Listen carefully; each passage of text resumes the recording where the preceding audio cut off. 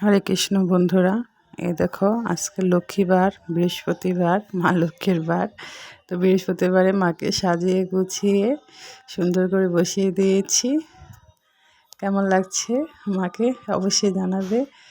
তো মঙ্গল ঘট বসিয়েছি, এখন সন্ধ্যা প্রদীপ দেবো। যেহেতু সন্ধ্যা, এই ভিডিওটা সন্ধ্যায় করা, আর সন্ধ্যা প্রদীপ দিয়েছিলাম, ধূপ, তারপর প্রদীপ জ্বালিয়েছি। প্রদীপটা তুলসী তলায় দেবো। ধূপ প্রদীপ এখন পাঁচালি পাঠ করব। 12 মাসে যে পাঁচালিটা আছে সেটাই পাঠ করব।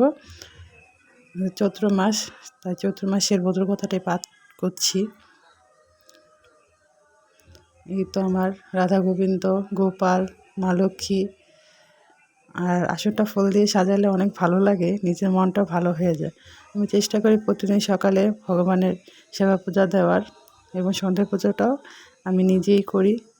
আমার পুজো না দিলে কেন জানি না কোনো কিছুই ভালো লাগে না। হরে কৃষ্ণ।